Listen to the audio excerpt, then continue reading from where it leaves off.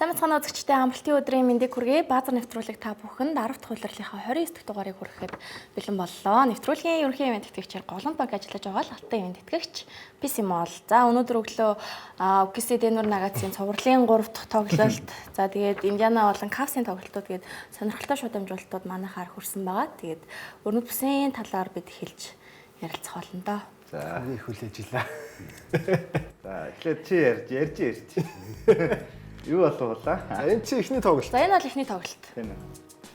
Denver Nuggets-ийн маш чухал тоглолт болсон байгаа. Тэгээд уул нь энэ тоглолтын туршид UKC ер нь 10-аад оноо илүү л яваад байсан шүү. Тий. Энэ тэгээд дөөл залуу багийн юу гарцсан л да. Ер нь бол Улаан одоо энэ жил яг плей-оффт ингээд үзээд тахлаар ер нь чи өдрөл плей-оффын ялгааг олж харж байна уу? Харж байна, амар харж байна. Юун дээр ялгаатай юм чиний харж байгаа? Туршлаган дээр ялгаатай. Би одоо амар 100% хүлэн зөвшөөрсөн байгаа шүү дээ. Тэгээ яалч нэг юм жижигхэн шийдвэрүүд дээр л амар ялгаа гараад байгаа үстэй. Тэгээд Чи бас амар хурдан харлаа. Тэр чи олж харах баар хөрөмжөө сакс үзсэн хүмүүс байна. Тэгээ өөрсдөө сакс мэддэг гэж ярьдаг. энэ тэгээд UKC Denver-ийн дасгалжуулагч нь талбайд хамт тоглоод байна л да. UKC-ийг болохоор сэлгэнд байгаа шүү дээ. за тэгээд энэ нөгөө нэг Jokic-ийн алдартай 42 оноо 22 самбар авдаг тоглолт нь. Энэ Аарон Гордон гэхдээ саксч юм а тий. Тэр юун дээр бол гоё байгаа сте. Ингээ бөмбөггүй тоглолтууд тий. Харин тийм. Рол Яг сакс мөмө тоглоод байгаа байхгүй юу? Энэ үнд зүгээр катар жоохон дутагддаг юм нь нөгөө бөмбөгтэй нэг юм жоохон ISO тоглолт. Тэгэхээр тийм байхгүй байх үндэстэй юм л. Аав чинь хоёулын мэрэгжлийн саксч юм л. Хүүхдээ тэгээд багаас нь л зүгээр чи ингээд тоглож тийм сакс бол яг ийм гэдэг яг зөв сакс тоглолоос сургацсан. Годомжинд одоо тоглоулаагүй гэсэн үг байгаа байхгүй юу? За энэ дээр мэдээж плей-офф учраас ийм болно. гоё болсон шүү дээ. Энийг анзаараагүй шүү. Тэгээ энэ чи сүүл рүүгээ бүгд 5-5 алдаатай болчихж байгаа шүү дээ. Тэгсэн. Чет, Jokic, Hartenstein 3 чинь тэгээ хин хэнийгээ гаргах вэ л гэж тоглосон. Чи бараг 20 оноо мөрөө зү. Одоо энэ үргэлжих шиг шүү дээ. 14 мөрөө оноо шүү дээ. 18 болж шүү. 3-ын төгсгөл рүү тий. Одоо 16 болж байна. Үгүй 6 болж. Ингээд 6 очоод. Гэтэ энэ дэр холдноо. Ер нь нэг 10-аад оноо бол байнгын л яваад байсан шүү дээ. Тий. Дөрөвдүгээр үеийн бараг сүүлийн 4 минут болтол. Тэгээ одоо энэ дасарч эхэлж Тий, байна. одоо энд ингээл дахиад эхнээсээ олдчихж байгаа байхгүй. За ингээд 10 оноо. Энэ ноног хизээч барихгүй юм шиг л уур амьсгалтай байсан. Ууг нь. Одоо энэ хараад 4-р үеийн дунд хэсэг бас л нэг 9-10 оноо. Энэ дээр Jokic алдаа гаргачихж байгаа. Энэ гэхдээ ерөөсөө шууд санаатал гусч байгаа л да. Тий. Доорт өөрөө гусдаг л да. Доорт өөрөө байн хөл гал руу ороход эвгүй тий. Тэгээд Jokic багийнх нь хэлсэн баг та. Энэ Йорс явуулдаг. За би эрэхтний гусаад өгөл гэсэн. За одоо 4 минут 30 дээр 11 оноо. Тэгээд тийм болдог үстэй багийнх. Болгүй. Сагсан дээр тий. Энд дотч зөндөө юм болж байгаа. За энэ ер нь тоглолтын эргэлтийн мөчтөө. Энэ челленжийг авахгүй явуулах байсан. Шээ өөрөө эхлээд аав гэсэн. Тэгснээ дараа нь очиод авцсныхын дараа бойл гэж хэлсэн. Энэ тэгээ бүтлгүй юм болсон. Тий, тэгээд энэ гарнаас нугасаал татсан мэт өөрөө мэдчихсэн байж маргаадсан байна шүү. Хүний гарнаас татчих идэрч бол өөрөө мэдмээр шүү. Тэгэхээр харин болоогүй л байна гэсэн үг л тий. За тэгээ ерөөсөө нөгөө Jokic чинь ингээл дайраад алдаа авсараа гал ганц 2 оноо зэрэг болоход ирсэн. Тэгээд нөгөө л Aaron Gordon-ы тэмцэл. Гэтэ энд яг ингээ хамгаалчтай. Тий. За тэгээд эн чин 10 хэдэн секунд тараа. За ингээ алдаа хийж байгаа. Тэгээ хажуугаас гаргаж байгаа. Тэгээд шээ очиод амархан оноо авчиж байгаа шүү дээ. Тэгсэн. Тэгснэ эн чи их марзан. Яг тэгээд хүмүүс нөгөө шээ энэ дээр гэж оноо авдаг дээр шууд довтлохоо гүйцэтгэхгүй зүхтаачих байсан гэдэг байгаа. Ялгаа байхгүй алдаа гаргаад хоёр шидэн шүү дээ. Зүгээр энэ амархан оноог авчихвал ёстой л доо. За одоо тэгснэ их сонин. Энд алдаа хийдэг нь би гайхсан. Харин тийм. Яг нөө эврэг бол яачих вэ? Тэгээ ингээд Jokic тэр хамгаалтан дээр гол нь сууж байгаа байхгүй юу? Дотлогоон дээр тий. Дотлогоон дээр. Тэнгүү тэгээд чэт энэ өстө бүтлэн хазаасан. Чэт яг хөө ингэж шиддэг юм л да. Энэ дээр арай өөр шидсэн. Нэг жоохон удаж Амар удаан бариад юм бодоод байгаа байхгүй юу? Яг тийм юм болсон. Тэгээ Gordon плей-оффт ингээ хоёр дахь удаага ажиллаж. Нөгөө талд нь юу ч боддгоо нэг сайхан байна. Загсыг зүгээр ингээл доодоход болчтیں۔ гэдэг Гордон. За тэгээд энэ Нагатс баг маш чухал хожлыг Оксигийн талбайгаас аваад. Раслыг өөрөө дайрчих үедээ гэж байна. Facebook-ыг манаач явах. Facebook-ыг нэг хад үзээд байдаг. Денри нөгөө одоо студийн тайлбарлагч яг нөгөө шууд тоглолтын үеэр Facebook no гэсэн мэйл нь шүү дээ. Бүрөө тийм үү. Гэхдээ хүн бол тэгж мэдэрч байгаа байхгүй. Дайрчдаг байхгүй наад. За тэгээд энэ хоёр хүн нийлээд хараа бараг 40 самбар. Тэгэхээр амар тухтай тоглосон байгаа байхгүй. Clippers эсрэг ингэж чадахгүй байсан шүү дээ. Тэгээ хамгийн гол нь за одоо тэр Aaron Gordon-ы 1 жилийн плей-оффт 2 удаа хожлын шидэлт хийсэн дөрөв дэх тоглолт. Өнөөдөр бараг 3 дахь ээжтэй тий. Тэр нь яг хожлох биш тэнцүүлсэн шидэлт юм да. Гэтэл тэр нь хожил авчирсан гэж болно дөө. Тэгээд энэ цуврал эхлэхийн өмнө ер нь яг Jokic-аас лайгаад байсан.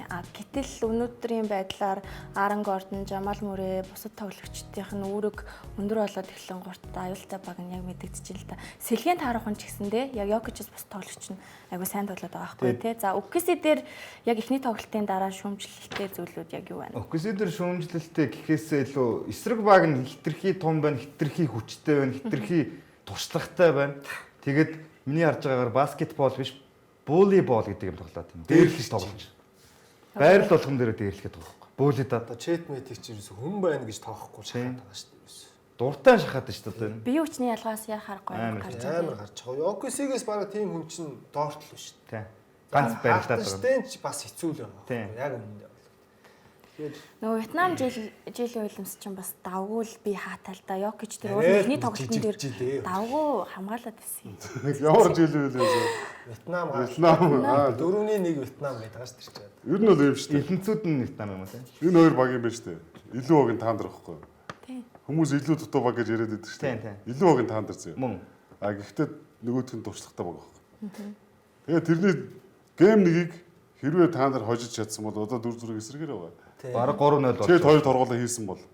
Туршлага дээр тэр жижиг юм дээр оргуул чэт шидэхгүй ч нөхцөл байдалтай байх боломж байна. Чэт тэр нь өөрөө тэр тоглолтод ингээд амар сэтгэл зүйн хувьд юм хүлээлттэй орсон. Тэрэндээ хүрч чадаагүй талбайд гарсан ихний мөчөөс эхлээд. Тэгээд тэр нь унж явсаар гол тоглолтоо алдчихж байгаа. Хоёр тургуулаа алдчихж байгаа. Тэгээд хөөдөөсөө баазар хэлгүүлж байгаа байхгүй юу? Тэр чэтийн хувьд өстой карьерийнх нь бүр хамгийн хар бараан тоглолт болсон нэрэн гэсэн. Таандар хамгаалт илүү хорт хүч илүү. Тэгээд нас залуу. За яг одоо 3 онооны зөрүүтэй нөхцөлд эргээд 3 шидүүлэхгүй алдаа ээж 2 оноогийн өгдөг юм зөндөө байдаг л. Зөв шийдвэр байх. Гэтэ буцаагаад өөрсдөө цагаа тооцох хэрэгтэй байхгүй.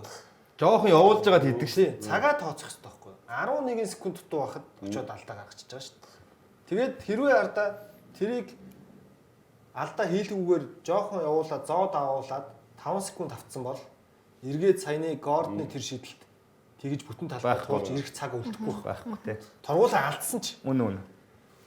Залуу л тэгээд шээс бусна бүр залуу үстэй. Хоёр дахь тоглолтын таймыг бид нэр үзэхгүй. Оксид бол тэр төгсгөлд бол тооцооллын алдаа гараагүй. Гэтэ сагсан бөмбөгт болдог юмны золиослолж байгаа байхгүй. Тий. Сагсан бөмбөгт юу даалгавч яг гэсэн тэр сүүлд Вашингтоныг тэр Жавлинаас 3 шийдчих чээ очиод алдаа ичих. Тэр ямар ч тэнгууд нэг юм хүмүүс сагсыг зөвхөн цаасан дээр өгдөг тоогоор яриад идэг. Тэр амар буруу гэдгийг харуулж байгаа байхгүй. Тэ? Буруу ч бас биш л тэ. Хоёр талтай тий. Тэр нь хож магад арай өндөрлөлтөө. Гэтэ үе тэрийг бүр 180 градус эргүүлсэн сагсанд болж болдог гэдгийг л харуулж байгаа байхгүй. Тэр чи яг хөө тэгэл нөгөө 2-2-1-ийг сонгоно гэдэг шиг тэгэл эрсдэл байгаа бүх юм дээр. Тэгэл тэр яг эрсдэл нь л гарчиж байгаа. Тэгээ чэтийг хоёр тургуулаа алдна гэж бодохгүй л. Яг чэт алдаж болно. Гэтэ чэт чи үлрэл тэрнээс 5 орчим болдог шүү. Миний хувьд бол тэрнээс өмнө тэр алдааг тэгж 10 секунд дээр хийх л хэрэгтэй. За тэгтээ эхний тоглолт юм болсон юм а. Уул нь хоёр дахь тоглолт бол бүр оронгороо иргэсэн чи түүхөө хожил аваад шээ талбай дээр байхад нэмэх 50-ыг үзүүлэлттэй энэ рекорд болсон байхгүй юу? Тэгээ яг л нөгөө таандрын үзүүлдэг сагсан мөнгөө рекордоор бол таандар тоглолтод үзүүлсэн. Рекордыг авчаад байгаа юм. За тэгвэл өнөөдөр өглөө юу болсон бэ? Зөвхөн гол тоглолт хийсэн бэ? Манай хувцас өмсөд ирсэн яг гэж. Хамгийн чухал тоглолтууд нэг байсан даа. Өөрөө ч тэр хувцаараа илэрхийлж гэх шиг юм тий. Одоо гейм 4 за өнөөдөр тоглолтод бүх үзэгчд л бараг үзсэн байл үү тий. Тэгсэн ба. За тэгээ багийн лидерүүд бол маш чимээгүй ихний хагасыг дуусгасан. Багийн ихний хагасыг үзүүлж чимээгүй дуусгасан даа. Эхний хагас тэгээд дайлал нэр нь жоохон нэг тандах маягтай. Шээ Jokic хоёрын тоглолт гэж болохгүй тий. Энэ хоёр бас тоглолт болгонд ачаалт их өндөр явж байгаа. Ганц нэг цувралын тоглолтод бас нэг шидэлтүүд орохгүй тохиол. Унах үе байна тий. Орохгүй тохиол гардаг. Гэхдээ энэ удаа үргэлжлэхгүй. Шилдэг тоглогч нар удаа үргэлжлэхгүй. Тий одоо дараагийнх дээр хоёулаа сайн тоглох байхгүй гэсэн. Ойлгомжтой. Гэтэ Йокич хараа бид нар муу тоглолоо гэж яриад байгаа. 20-16 хийцлээ. 11 удаа 3 шиджил алдснаас биш бус юмаа бол хийцэн байхгүй. 20 оноо 16 сан. Шээж гисэн дамжуултаа бас өгсөн шүү дээ, тий. Самбар мамбарт 13 самбар авцсан. Гэтэ шээ Филд голд муу учраас энэ хоёрыг муу тоглосон шүү дээ. гэтэ ер нь шээ зүгээр хийчдэг юмудаа зөндөө алдсан. Яг нь хайлайтн дээр бол хийж байгаа нууд нь л гараад байна. Тий оноонууд нь л гарч байгаа юм л. За тэгээ энэ тоглолтын туршид 12 удаа тэргүүлэл солиодож 12 удаа тоглолт тэмцсэн. Тийм л чухал байсан гэсэн. Тамирчид Энд талаас аль аль нь төвлөрсөн Яг маш хардаа тоглолтын төгсгөл рүү ер нь оноо ойролцоо ороод ирэхээр тэгэл яг л дээнүр давталтай л болчиход байгаа. Тийм болохоор УКС хожиг гэвэл бүр яг 2 дахь тоглолт шиг бүр үе болгон руу олон онооны давмгаалтай Тэсээ тасраад яваад гэх. Тийм Дөрөвдүгээр үеийн сүүлийн 2 минут руу ороход 10 онооны тэргүүлэлтэй л байх хэрэгтэй. Тийм. УКС ер нь хожиг тоглолт нь эхнээсээ ер нь ойлгомжтой байгаад байдаг байхгүй юу? Шидэлтүүд нь унаал 3-аас сайн шидэл, доортын шээж шидэл болоод ирэхээр ер нь за хожчих юм байна да гэсэн итгэл өгдөө. А тэгээ шидэлтүүд нь унахгүй байгаа л ерөөл ер нь тэгээ унтчихна. Зүгээрээ. Унахгүй үед яах вэ гэдэг чинь Унахгүй үед яах вэ гэдгийг бодож явах хэрэгтэй байхгүй. Баг бол бэлдчих хэвээр. бүтэн удирдлийн турш. Одоо өнөөдөр зүгээр шээл гэхээс бус нь бол хангалттай сайн байлаа шүү дээ. Шэт бол хийдгээ хийцэн. Хийсэн. Хартанштайн J-Dub бас нэг 10 гаруй оноо авцсан. J-Dub 42 болоо. Би одоо өнөө өглөө хулантай тоглолтын өмнө хөтөлбөртөн дээр ч ярьж ирсэн. Өнөөдөр J-Dub энэ чухал тоглолтод оноо авалтаар маш сайн тоглох хэрэгтэй гэж ярьж ирсэн. Карьер Тэрийг хаяа. хийсэн. Энэ гэдэг Наран Гордон үнэхээр сагсч юм байна уу?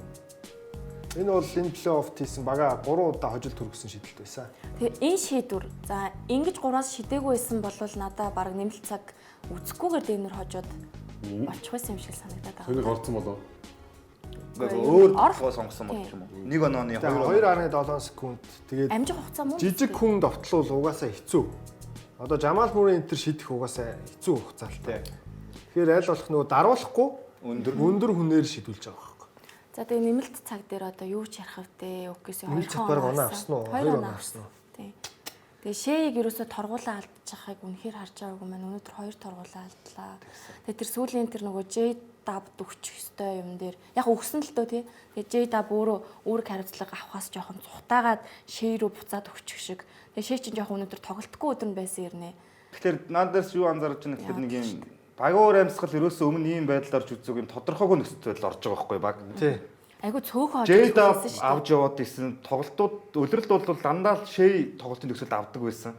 Тэгээ өнөөдөр гэсэн чинь шэй нэг юм өөртөө итгэлгүй байгаа мэдрэмжтэй зүхтаад явж исэн чинь J-Dub чи төгсөгдөгчтэйг өгчөж байгаа байхгүй.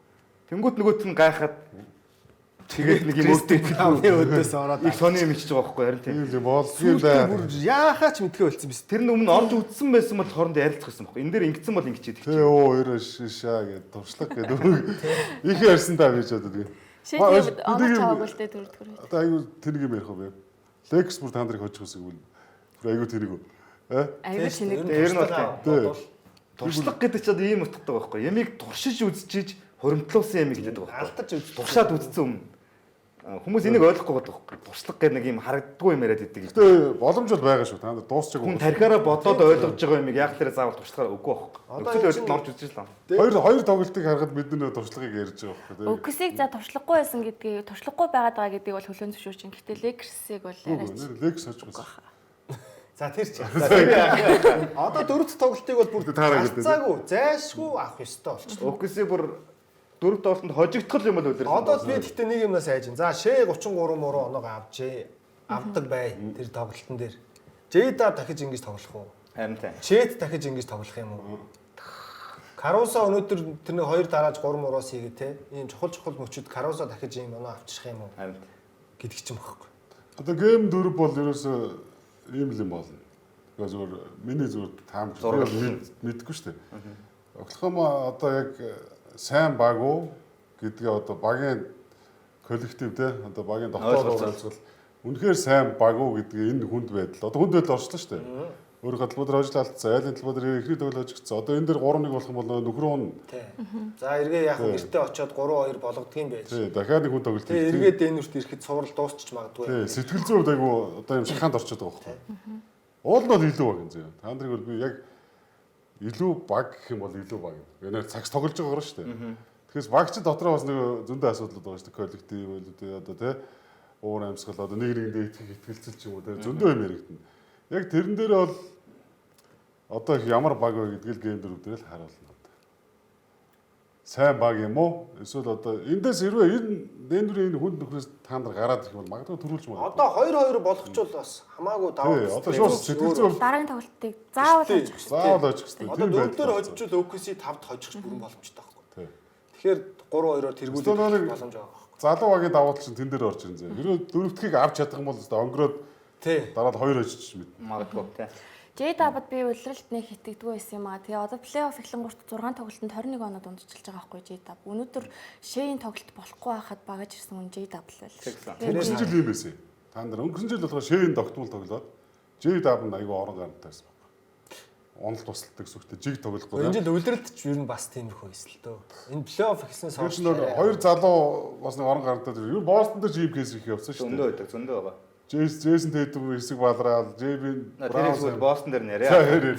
За гэхдээ зүгээрээ OKC авраг авахгүйсэн ч зүгээр одоо ингээл плей-офф туршлага хоримтлуулаад ингээл явж илээ тийм. Иргэжил харин яг энэ хүнд байдлаас гараад ингээд юм үзэж чадсан. Иргэжил харин таандар байна. Яг улиралд фэнүүдээ үнэхээр хөөргцэн байхгүй OKC. Амар бол түүхэн амжилттай тогтоогоо тэдгээр бүр ингээд биднэрт маш их итгэлийг төрүүлсэн байхгүй. Тийм болохоор л ингэж яхаар реакцтай хүлээж аваад байгаа юм. Үнэндээ рүү болгож байгаа хэцүү байдаг. Наад чи өмнө бид нар 2016-нд харцсан юм л. Энэ зовлогч манай хамгаалж их үзсэн шүү дээ. Жид болгоо үзсэн шүү дээ. 73 9 байсан баг финалд 3-1-ээс бариуж одоо нөгөө төрөний нөгөө нэг одоо тэрний ганц шалтгааныг найруулагчаа үргэлжлүүлээд үзье. Хоёр дахь тоглолтын дээр бүр үнэхээр супер байсан байхгүй тий. Тэгээд тэр тоглолтын стат эхний хагас 87 оноо авсан плей-оффын түүх рекорд. За нэг жилийн плей-оффд 2 удаа 40-оос дээш оноогоор эсрэг багаа хоцсон анхны баг. Энэ нөгөө Memphis эсрэг хийсэн цувралын эхний тоглолтод бут нэргсэн шүү дээ. 50 оноо ажиллаа. Тий. За тэгээ 149 оноо авсан багийнхан плей-оффын дээд рекорд. Jokic талбайд хасах 36 үзүүлэлттэй байсан карьерийнх нь хамгийн муу үзүүлэлт.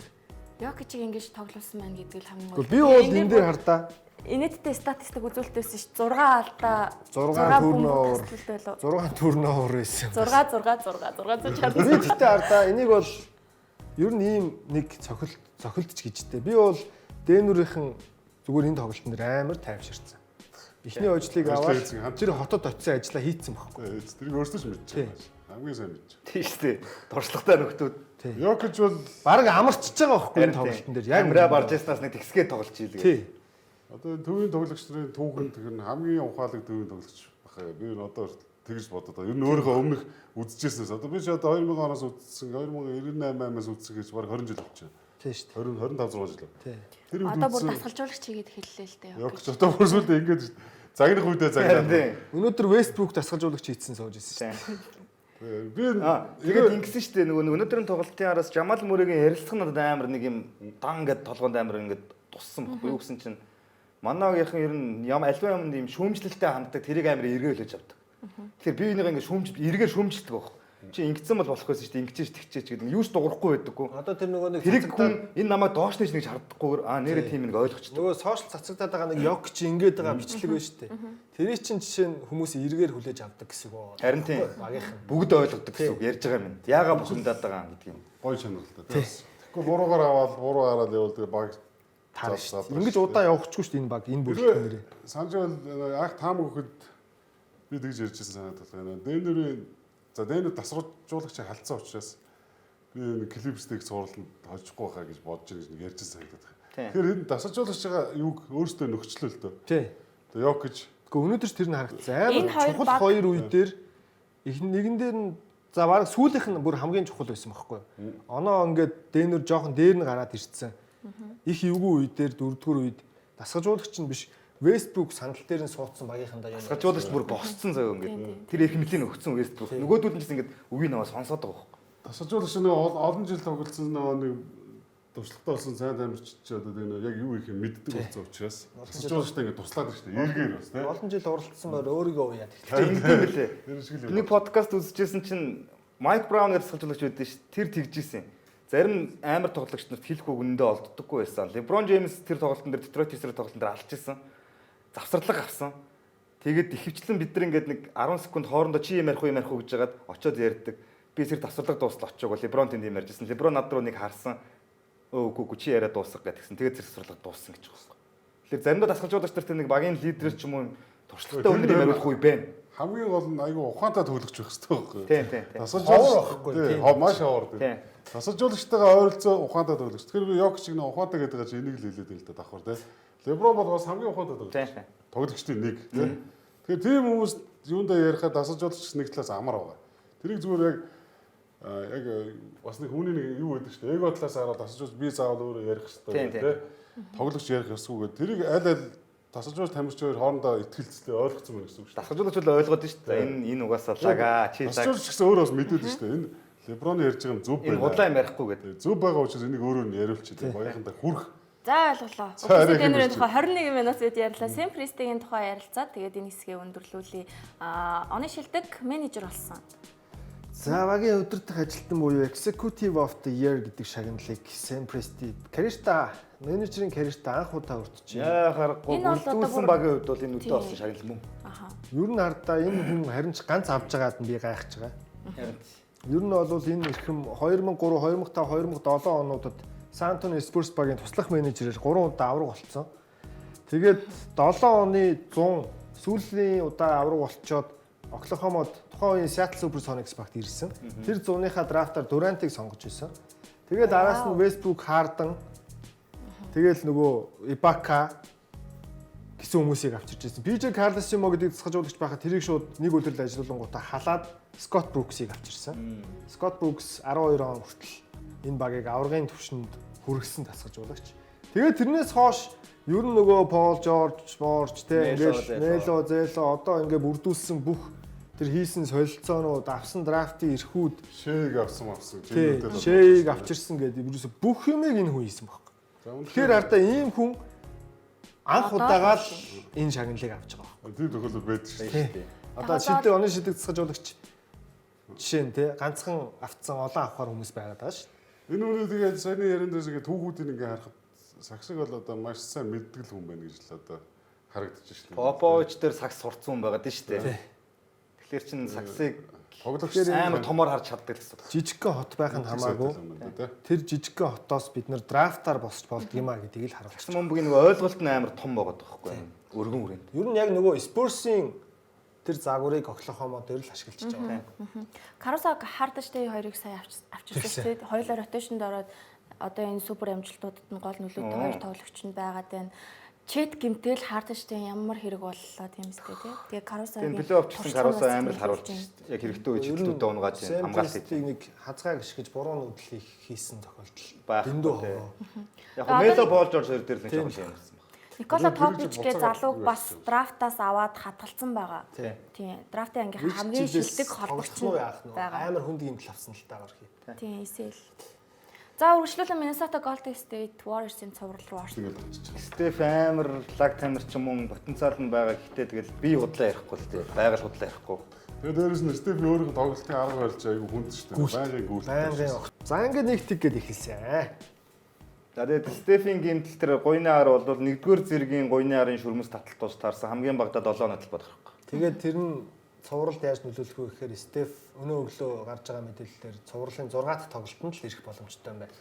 Тэгээд энэ юу байна л да. Ирсэн чинь дахиад татаад байл л да. Тий, хэцүү байхгүй. Яарад авчирч. Өнөө арч юу зөөр ачаал жоо ядрах юм бол тэгэл татна. Дахиад. Плей-оффын эхний шатанд маш хүнд хамгаалттай багтаа учирсан болохоор одоо тэр Амин Томсны хүнд хамгаалт Стеф дээр зөндөө хэрэгжсэн шүү дээ. Тэгээд шууд ихний тоглолтын дээр ингээд ачаал их аваад. Хөрөмтлөгдөж явж байгаа л одоо л татчих байгаа байхгүй. Тэр чинь сүүлийн 2 үйлрэл ер нь л өөрөө бас нилээн юм шантарсан тоглолтоо зөндөө баг шүү. Тийм шүү дээ. Стеф анх удаа гуйны аранд татж байгаа нь энэ карьерта. Хамгийн амар нь нэг татцсан гуйны ард дахих магадлал одоо Пол Мол жишээ нь яадаг маш өндөр. Пол ч улирлогоо үзэж байгаа л билээ татчихдаг шүү дээ. За тэгээд Стефен Кори тоглолтыг өмчсөн үед баг нь ямар амжилттай. Уг нь бол хардаа амар өндөр амжилттай юм билээ. Тийм ээ. 9 хожиж 4 хожигдсон. За тэр нэг 4 дахь хожигдол нь сая сүүлийн энэ 2 дахь тоглолт гэхгүй.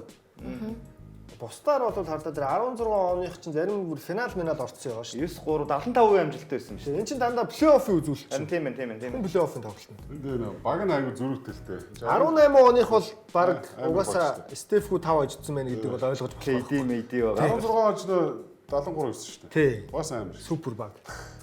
Тэгэхээр ийм сайн баг дээр бол одоогийн багч одоо шал өөр шүү. Шал өөр л дөө. Степ байхгүй бол бадраа шүү дээ. Балархыг сая 2 дахь тоглол харуулж байна.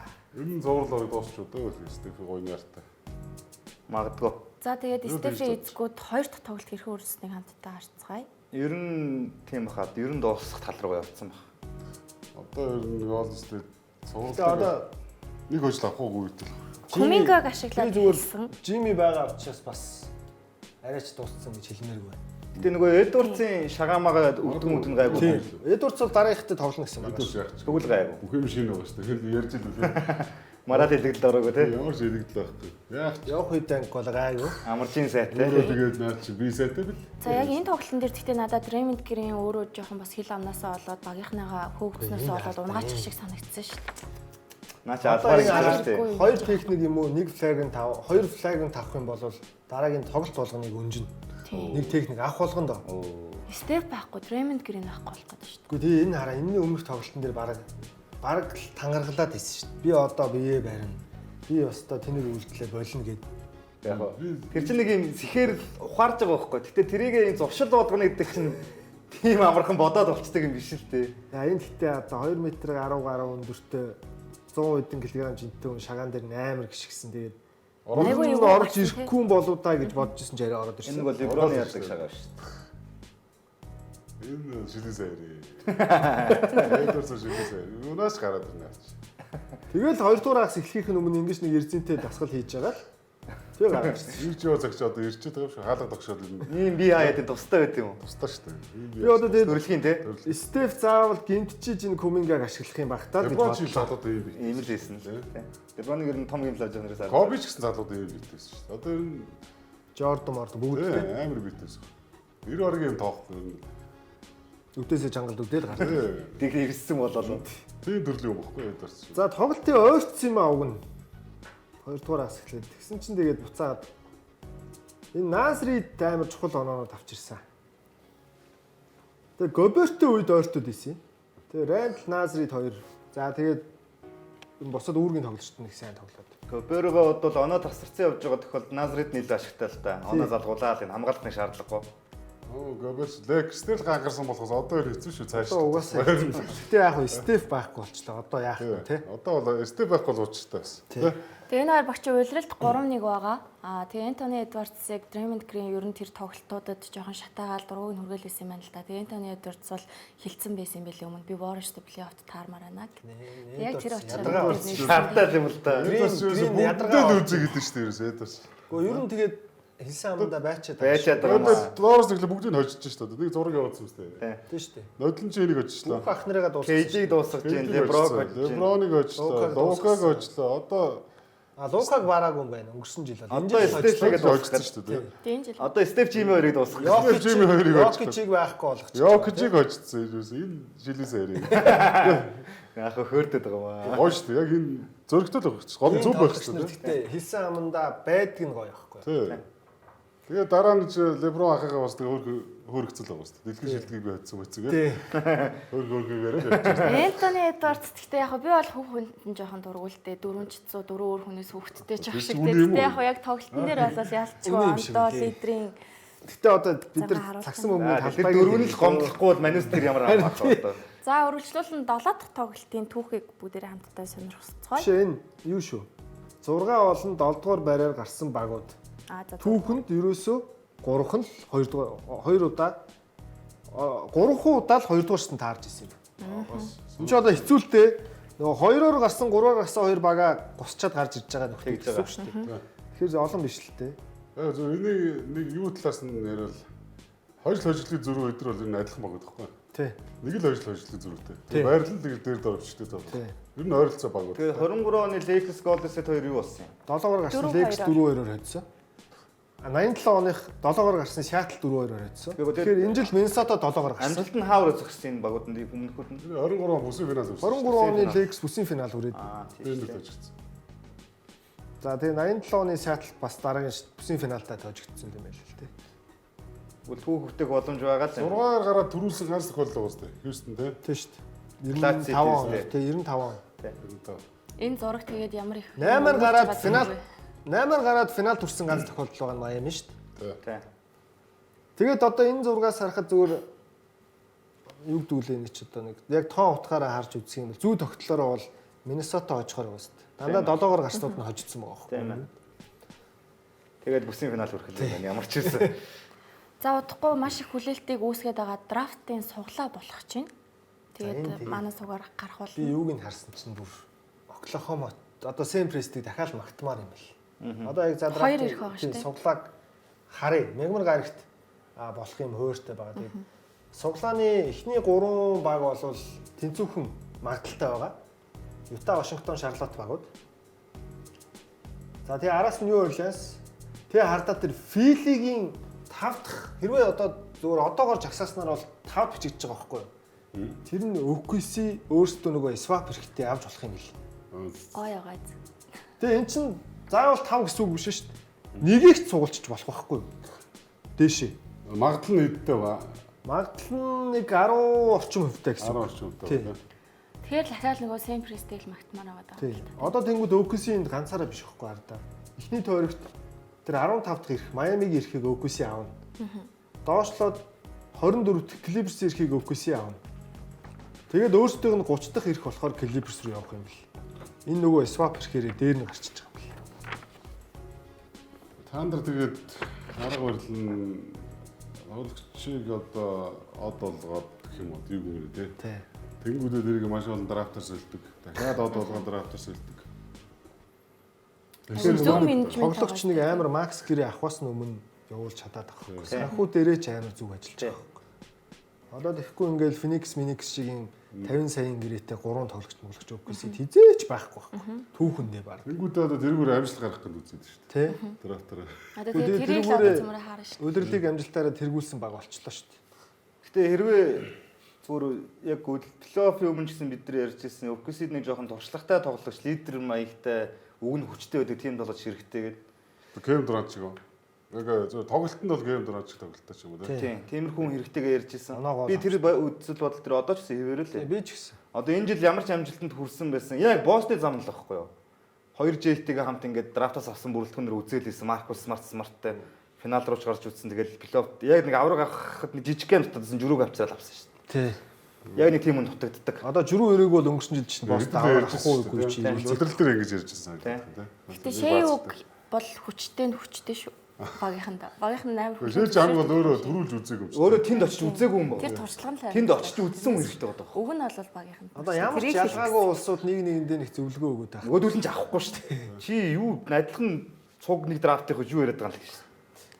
За өрнөд бүсийн 2 цуврал маань ямартай ч юм байна. Тэгээд эргэж ирэхдээ дорнодын цувралуудын талаар ярилцгаа. Шууд нэвтрүүлгийн хамтран ажиллагчаар зүрх мартахгүй RAV4 аяны санаачлагч Toyota Motors эцэг хугацааны сурчлагын дараа уулзъя үзэгчд.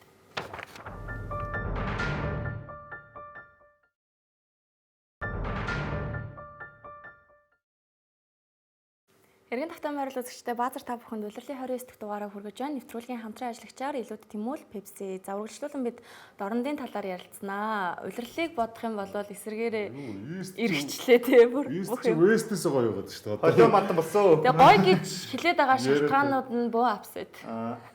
Цэцээ шивнүүд бол өөрөө аврагууд Тэгээ шалтгаантай каста шалтгаан байгаа шүү. Хүнддэг шалтгаантай шүү. Шалтгаантай шүү. За эхний тоглолтыг бол гэтээ авах л өстой байсан тоглолт. Хоёр дахь тоглолт бол хүнддэг шалтгаантай шалтгаан. За энэ ихний тоглолт уу энэ тий. Тийм эхний тоглолт. Энэний төгсгөлд би нэг юм ярив. Халибуртын өстой сонсох өстой байсан үгээл сонсцсон юм шиг л тоглож байна да тий.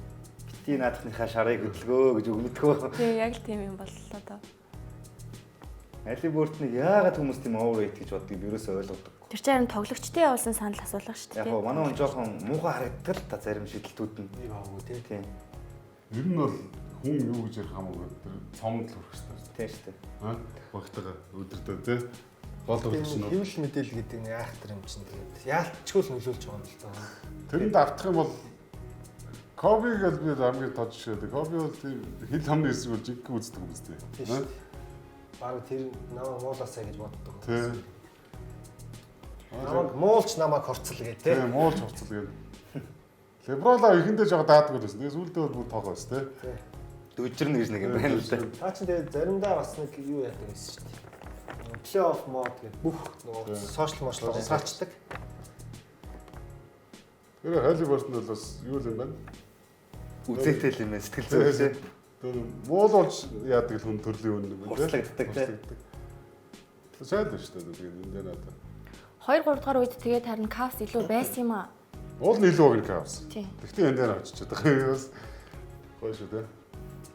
Энэ тоглолтын дээрээ ч илүү баг юм шиг л байсан. Тэгээд Тийм бол Өнөөч бас Гарланд байгаагүй шүү дээ. Нөгөө холбогчгүй баг хоёрын ялгаа. Mobley байгаа юм Ихнэр бол Mobley байгаа. Хоёр дахь төр нь баг. байхгүй. Хоёр хаантарч байхгүй. Тий. 3 хүн байхгүй.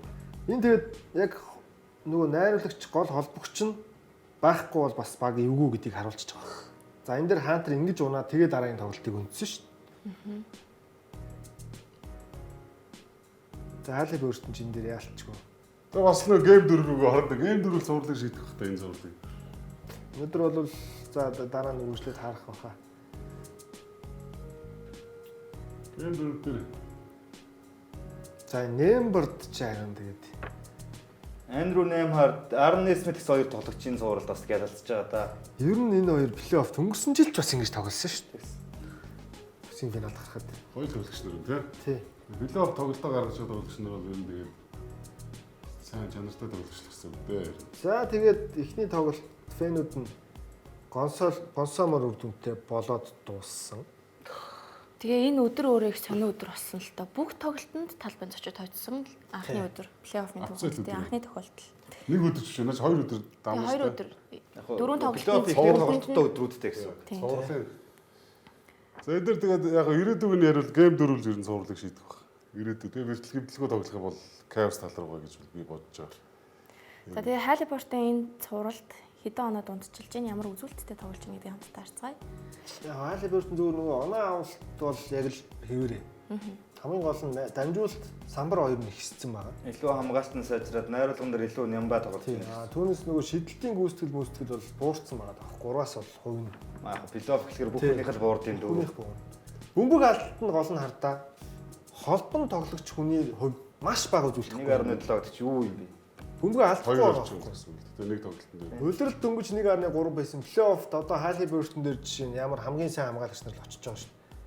Тэгэхэд ингээд бөмбөг алдахгүй байгаа байхгүй. Хоёр тоглолтод нийлээд 3 удаа л алдчихна гэсэн үг шүү. Тий. Сайн холбогч ил шинж шүү дээ. Тийм.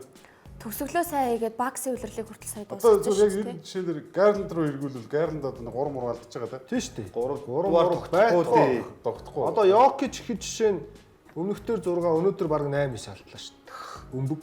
Бөмбөгтэй тоглолтог Бөмбөгтэй их тоглолтог хүн чинь угаасаа л ер нь нэг 4 мөр бол хамгийн наазах юм баггүй. Тэр бол үнэхээр сайн чанартай л гэсэн үг л дээ. Халибертны хувьд бол Тэгээ одоо энэ overrated гэж хэлсэн үгээ буцаасан дээр явах уу? Тэр энэ Доном Мичл Янас хоёрлаа байсан юм болоо да энэ санаас. Тэрийг мэдсэн юм шиг байлээ. Халиберт. За тэгээд хоёр дахь тоглолтод ойлгомжтой Cavs хожно гэж бодож байсан юм аа. Даалмал нь авчвал эвгүй. Тэгэхээр 60 таал нь хашаад би өөрөө авчий гэдэг бодлоо байхгүй. Тийм. алдааны тоглолт руу орё тийм. Эргээд болт алдаа гаргана шүү дээ угаасаа Кливленд авчвал. Энэ дээр бол хамаагүй илүү баг нь болно Cavs. Гэхдээ од Тэгээд Аз гол од нь нь Индиана. Аз од нь Индианаар байгаа шүү дээ. Тэрийг одоо яах вэ тийм. За тэгээд Яндаа гэж бас бас нэг байгаа. түүхтэйс юм аа. Индианагийн энэ жил бүр Гүүчлээ шүү дээ. бүр амар. Энэ Халибертон ч бас ингээ хоёр дахь удаа юу? Нэг плей-офф 2 удаа юу? Баксыг одоо яаж хожоод байгаа тийм. Тэр Индиана бол ардаа нөгөө 95 оны Режи Миллерийн 9 секундэд 8 оноо авдаг чинь лигийн рекорд шүү дээ. Тийм. Тэрнээс хойш ингээд энэ жил 2 удаа хийчихэж байгаа байхгүй яг. Секунд нь арай эхэлтэй. Джон Старкс 2 тургуул алдсан шүү дээ. Тий. Бас Тэгэл 47 секунд 8 оноо чанга шүү. Тэрний өмнө нөгөө баксыг мулталдаг дээр чинь 33 секундэд 8 оноо авчихлаа шүү дээ. бас кино гэсэн тийм. Нэг Cavs дээр 47 секунд 8 оноо. Өөрөөсөө түрүү жил нөгөө Бостонд яг тоглолтын дэсгэд нэг иймэрхүү байдлаар их хожигдсан. Эндээс их сурсан юм шүү. Жирүү мөрөд бөмбөг таслуулаа тий. Тэр нэг ингэ тоглолт юм байна. За тэгээд Indiana Pacers Cavs-ийн цувралын 3 дахь тоглолт бол өнөөдөр өглөө бүх тоглогчид нь оролцсон учраас илт давуу байдлаар Бүгдээрээ тоглуулж ийм л дээ баг. Ноёлж байгаа үстэй бүр. Илтэлөө. Хугацаалт илүүрч байгаа. Ялангуяа холбогчтой нөхцөлд. Тэгээ нөгөө талд нь бас overrated байна. Жаа. Индиана бол өөрөндөө потенциал бол тулгаж байгаа байхгүй юу? Энээс илүү Халибертон бол бүр онцгой муу байлаа. 10 оноо хүрээгүй байсан юм Юу зү. 4 оноотой тоглолоо. Тэгэхээр ч хэцүү л дээ. 4-р төгсгөл хүртэл 2 оноотой яваад шүү. Тэгээ Мичел дахиад онцгойрсон. Дахиад 40-с дээш. 40 оноод онцлж Мичл байна. тэр муу тоглохгүй юм л да. Одоо энэ жилд бүр прайм байл шүү дээ Мичл бүр. Тэгээ Индиана эхнээсээ нөгөө шидэлт нь унахгүй ингээд таараа эхэлчихэж байгаа юм л да. Уг нь нэг ойртуулж ирсэн шүү. Нэг 11 мэг болгосон шүү. 3-р төгсгөл 4-р ихэнх. Энэ дээр бүр 3 оноо л явж байна. Тэгээ эхний үе чи ингээд нэг ойролцоод 10 оноо дутуу эхэлчээд тэнцүүлээ дууссан юм. Тэгснээр 2-р үе дээр буцаад дахиад 12 оноо тасарсан баг. Индианагийн гарааны тоглогчдоос өнөөдөр 20 оноод хүрсэн тоглогч байгаагүй л дээ. Сиакан л 19 оноо авсан. Мичлийн Хелси хөдөлгөөнүүд зөв юм те. Тогсоол. Вейд л ингэ тоглолт. Вейд яг юм шүү дээ. Тийм шүү. Вейд юм. Тэгээ Вейдийн арай бүр гоё уяа. Оо амар уран харагддаг юм аа. Мичл жоохон майг болохоор жоохон санагдав. Вейдийг төстэй л дээ. Энэ Вейдийг харьцуулагддаг шүү. Энэ струс шүү дээ. Энэ струс бол энэ Сагсч нөө. Майамид гарааны тоглогчдод финалд гараад үзсэн юм шүү дээ. Өөр их байна. 8-1 чи бас гол гараа нь өстэй. Тийм шүү дээ. 8-аас гарч финал Тийм шүү дээ. Тийм. Тэ. Тэрэн дээр чинь Бостон чанахад чинь бас амар чухал хутганы оноонууд авж байгаа шүү дээ. Струс бол бас Кливлендийн хувьд зөв нүүдэл болсон. Тэгээ өөрөө ч гэсэн хүсэж байгаа цалингаа авчиж байгаа. Кливлендээс. Тэгээ гарааны тоглогч хിവэрээ. За ингээд уг нэг 11 болгож Ингээ 11 болсон юм. Тэгээл буцаад нөгөө Мичл чинь таслаа хийцэн. Макконнел энэ дээр ч нэг сайн тоглосон тий. Макконнел яг ойртох шалтгаан болсон юм уг нь. Тий. Тэгсэн чинь нөгөө Мичл чинь ингээд ISO тоглолтоор таслаа хийчих واخ. Мичл чинь нэг Индианагийн хамгаалтыг бол учир нь олоод байна л та. Энэ минь бол одоо бас Мичл ч учир нь олох байх уу? Мичлийн учрыг хамгаалт олохгүй л байна л та Индианагийн. тий. төсөж чадахгүй. Тий. За тэгээ явуулсан бид нар амт шүү гэдгийг харуулж 4-1 3-ыг болох аюулаас аврагдаж 2-1 болголоо. За тэгээ 4 дахь тоглолтыг хэцүүлэх шийдэх бах. Одоо аваргууд руу оръё да. За энэ жил Яа да. манай түрүү нөгөө нэг гадаа байсан үгээ ярмаар байна уу? Одоо ч Ер нь би одоо ингээд ер нь мэддэг болчиход байгаа юм бага. Токс. Уг амар токс. Одоо Токсик охин шиг гэдэг. ингээд нэг амьдралд ингээд байж ирснэ гинт алга болоод гинт орж ирээд идэг. За энэ надаас явчлангууд гинт тусаж орж ирдэг нэг тийм юм шиг амар ядаргаад. Тэгээ манай ингээд энэ жил алхан дээр гингүүд ингээд хожиж чинь. Тэгээд за энэ жил хожихгүй дээ энийг чинь хайжлаа даа гингүүд хожоод гараад ирнэ. Буцаа ороод ирэх. Амар сонио. Одоо энэ жил удаатай манайх ер нь дуусч байгаа хөө. За тэгвэл буцаад орж ирэх юм байна шүү. Ямар Тий. Ер нь Чи угаасаа өөрийнхөө юун дээр ч гэсэн бичсэн байсан шүү дээ. Босны улирал дуслаа гэдээ. Үнэхээр тэгэж бодоод. Нэрээ тэгж утсан. Нэрээ тэгж утсан. Яагаад бүр тэгтлээ бүр ихтгэл алдсан юм уу тий? Сагс чинь юм энэ нэг ямар ч юм нэг юм үнэнд гүйцэгдэхээр тэрнтэй хүлэн зөвшөөрөх гэж яг зарим хүмүүс л чаддаггүй баг. Би ч одоо ингээд нэг юм баг хэдэн жил юм бэ? 20 жил ингээд энэ магийг дэмжчихэр чинь ойлгочод байгаа байхгүй юу? Би ингэж энэ бага худлаа магтлаа гэдэг манай хожихгүй шүү дээ. тий нэг талаас аа. Гэтэ би бол амгаагийн эсрэг байгаа. Борин гэж бодсон. Бостон яагаад барих боломжтой вэ гэхээр Madison Square Garden гэдэг ордон бол зөвхөн Нью-Йорк Никсийн давуу талтай талбай биш байхгүй. Би бол тэгж хүсэж байна. Нямбатай адилхан тэгчээсэй гэж хүсэж байна. Тийм, мэдээж хүсэж Өөрсдөө бид нар нөхцөл байдал болохоор би одоо ч барахаас өнгөрчлөө гэж бодоод чи байна. юу гэж бодод байгаа Яагаад тэгэхээр Madison Square Garden хүн болгон супер од болгон очиж гялцахыг хүсдэг талбай байхгүй. За та яв. чи Детройт дээр хоёр фиксээр яваад байгаа юм шүү. Өөрөөр нь токсик охин гэдэг шиг.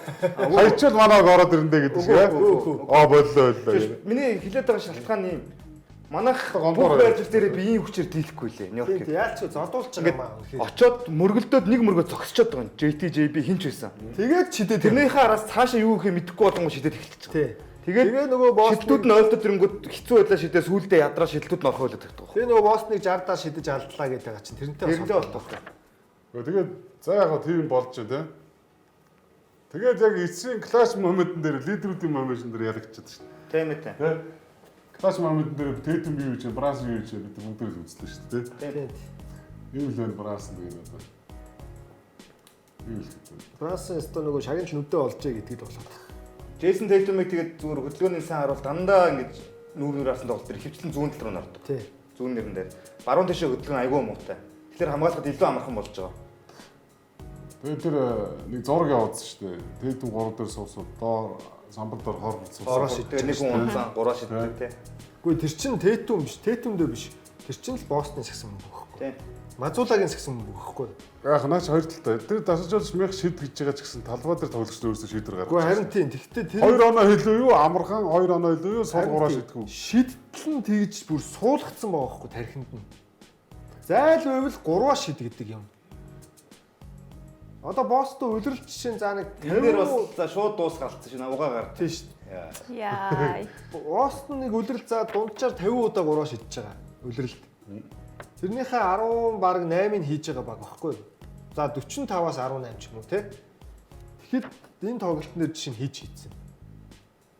60 шийдсэн шүү дээ. Яг би зөв өөрөөхөө тэр ер нь манай өдрөл дуусчлаа гэдэг дээр нэг 70% ихтэй байдаг байхгүй юу? Тэгээд энэ 100 бол хэрвээ ингээд дуусчих юм бол энэ цувар дараа 7 хоног дуусчих юм бол дараа 7 хоног бид энэ баг ирээдүг ярьж таарна тийм. Задрал. Задралыг ярих баг. Jalen Brown JT2-ийн нэг нь Porzingis жирүүттэй ч юм уу хөтөлцөөд энэ 100 аврагын туршлагатай нэг тоглогч хэрэгтэй багууд руу нэг нэгээрээ ч юм уу явж таарах бол Янасуу Дуранто. манайх цус сэлбэж нэг өөр хүмүүс авч таарах. Тиймэрхүү юм болох. Jalen Brown гэж Энд дээр тэгээд нөгөө мань катыг хараад ахаар тэр бас л алдаа хийж байгаа. Харин За тэгээд Breeze Bridges систем үнэхээр гайны хөндөй юм аа. Гэхдээ энийг л хийх гэж авчирсан байхгүй угаасаа. Энийг 51 минут тоглосон энэ тоглолтын дээр. Эндээ тэрэндээ дуртай маниак штэ наач угаасаа. За тэгээ хамгийн гол нь за энэ хоёр багийн цувралын нийт минутын 81 минутад нь босс илүүрсэн байгаа байхгүй. тийм үү. Тэгээ яагаад Relax за дээр тэгтүүн нэг дээр юм за бас тэгвэл ярьж ямар штэ. шүмжлээ. Одоо нөгөө Детройт дээр яг ингэсэн штэ нэрээ. Детройт цувралын тоглолтуудын Нью-Йоркийн эсрэг нийт одоо тэр чинь хэд дэх тоглолт явж исэн юм бэ? 4-т тоглолт явж исэн. 16 үеийнх нь хэдд нь илүүрхсэн байна гэж илаа да. Тийм Тэгээ дандаа төгсгөл Агуулга бол илүү угаад байгаа. Тэ? Бостон тэ? 20 оноо салж ийн гэдэг чинь илүүгийн шинж шүү дээ. Агуулга илүү. Төгсгөл дээр клаш момент дээр Нью-Йорк илүү. Тийм тийм. Тэ? Үнэ. За тэгээ Тэгээ яг нэгсийнхаа Jalen Brown тэгээд за дараагийн тоглолтын нь Тий. бид нар битгий хожигдороо тэгэх юм бол тэгээ танаас боломж байхгүй шүү гэсэн юм ярьсан байлээ л. Тэгэхээр Madison Square Garden болох нэгт тоглолт л их чухал. Эхний тоглолт. Jalen Brown тийм дайралт өгöd байгаа юм шүү дээ бас тэ? Jalen Brown гэсэн. Им дуусаагүй шүү. Та нар талбай дээр битгий хожигдороо энэ тоглолтод хожигдчих юм бол тэгээ танаас боломж байхгүй шүү гэсэн л. Тий. Өмнө ортой шүү бас тэгт. за тэгээ нэг үлрэлт 20 ононоос эргэж ирсэн. Гэхдээ дараалсан уу? 2 удаа анхны баг. За тэгээд нэгсийн төвхөнд хамгийн олон удаа 25-аас дээш өнө авсан гэдэг статистикийг эзэн Jalen Brunson болчихлоо. Плей-оффын төвхөнд ч. Тэгэхээр энэ Нью-Йоркийн нэг Мелогос илүү өссөн шүү дээ. Тогсон жилийн цөөх юм өстэй баг Мелогос. За Мелоч хэд он 9 10 Мело Нью-Йоркд нэг 6 жил Мелог гэсэн байгаа. тийм ба тийм. 6 7. Brunson ч 2 3 муу. тий 3 л. Тэгээ 3 4 үйл болчих. Батны дугаараа мөхлүүлэх үнэл болоод үлдлээ. Үгүй ер нь Jalen Brunson-ыг нэгсийнхээ өөрсдөө ч анх солилцоор авчирч байхдаа ийм тоглогч гэж мэдээг бах уу. Аавал үдчихсэн баг Тийм л баг. Гэхдээ даалснаас чи өөрийг харуулсан л да. Гэхдээ Disney финал хүрэх гэж амар байсан шүү дээ. Гэтэ ийм клач, ийм бас Лукатайс болохоор сүүл рүү бөмбөг бас. тий. Ирэхгүй байсан л Чин Лукатай Энэ байсан. хоёр жилдээ айгүй зүг юм байсан ба нэг нэгэндээ өгчдөг гэсэн. Тий. Франц зүгээр яг авч хийж хэрэгтэй үед хийн, Лука авч хийн ерөөсөө. Энэ хоёрыг өргөжлүүлсэн бол эвгүй шүү энэ цааш та даалс те. Гэтэ Брансын энэ төвшөнд бас тэгж бөмбөний Хөрхөөгүй юу, харин байна л да. Лука ч бас өхөөргөж бөмбөг бол. Дооно жил тэргүүтээ Юта ч бүр бүсээ тэргүүлжсэн байхаа те хон жилөө те. Тэр чи даалс 4 билүү 5-аар орж ирэл. Брансын Лука гэж нэ. Манай амгаа болон босс нэг ярахаар ингээд сэргээл яриа л гэлтэй ингээд нүдэнд нь жоохон нүдэлцэлгэнсэн өвшөөш сууж байна. Ярмаар гэнэ. За би мэддэг болохоор нэг юм ярмааргүй байхгүй. Олон жил ярьсан тэгээд. За хоёрт тоглолт. Яг л айцсан шүү дээ. Энэ баг үзээ. За энэ дээр тэгээд Пол Пирс 2 дээр нэмэх нь 2 тэнцүү 4 гэдэг шиг 2 дахь тоглолтод босстой хожих нь угаасаа ойлгомжтой. Хэрвээ хожигддгийм бол би энэ студ хүртэл чинь гэрийнхээ халаадтай хөл нүцгэн алхаж ирээ гэсэн. Бараг 20 км. Тэгээ бол биш зөөлдөө чинь тэгээд өнгөр тоглолтын дээр 20 оноо хожиж хагаад баригдаа хожигч чагаад. Энэ дээр бас 20 оноо илүү гарч байгаа. Илүү гарч за одоо хожих бат. Уул нь илүү ог нь боостой байгаа даа шүү дээ. Бас. Илүү ог нь боостой шүү дээ. Ямар ч марган байхгүй. Сэлгээ те. Бүх юмар ярил, дуршлага ярил одоо авраг болсон те. Тэр бол Илүү ог нь боостой. Гэхдээ төгсгөж чадахгүй шүү дээ тоглолтоо. Тэгээ энэ тоглолт чинь бүр заавал авах хэрэгтэй тоглолт шүү. Тий. Гэхдээ Тейтм бол голоор ороод энэ тоглолт дээр аягүй гоё тохоод илүү гаргаж чана тий. Тэгснэ Сүүлийн моментн дээр шүү. Энэ дээр бол Cleveland шиг яг тийм гимтлийн excuse баг байхгүй байхгүй. За яг Porzingis Тийм, Борзингс шуунаа тусчаад байгаа. H5N1 вирусээр халдварлаж байгаа. ихтэй тоглоод байгаа тий. энэ дээр чинь нэг дундаас нь орж ирж гараанд ч гараад. За ингээ 20 оноос салж байгаа шүү дээ. Сайхан салж байгаа. Энэ дохож мохож өөнөөд байгаа. Аягүй л байгаа юм шиг. Амар ядраад байгаа гэсэн. Амар ядарч байгаа. Ирчүүч гаргаж чадахгүй. Ковид ч л байгаа л да. Гимтэл биш эн чи одоо өвчин гэсэн үг шүү дээ. Өвчин. Тэгэхээр хэцүү. Лукагийн гиз шиг л. Гимтлээсэн бол бас нэг яах вэ? Тий, ер нь Лукагийн гиз шиг л гэсэн. Харин ч энэ тоглолтын дээр би тоглохгүй болов гэсэн тоглосон баг. Харин тийм. Гэтэ санийма би Босныг өстө яавч нэг систрийг ингэж хоёр зараалж талбай дээр очиж Хилж тийж бодог. Хилж Дэлхийд аяг бодог. Улирал 4-0 байсан хинж тийж. Форберс үртэл нэг л алган малган гэж томроод явчихсан байна. Тэгээ Кавсын хоёр дахь тоглолтод бол шалтгаан байгаад байгаа байхгүй тий 3 гол тоглогч нь байна. Энэ нэшний түрүүний алддаг шалтгаан. Тэгээ гайхалтай би бүр бас ойлоо тайлбарцсан тий. Тий. Тэгээд 7 минут 30 секунд оноо авах шүү дээ. Тий. 7 минут 30 секунд шүү дээ. Мэргэжлийн баг л да. Аа? Мэргэжлийн баг шүү дээ. 7 минут 30 секунд баг нэг үе байгаа зү. Тийм шүү дээ.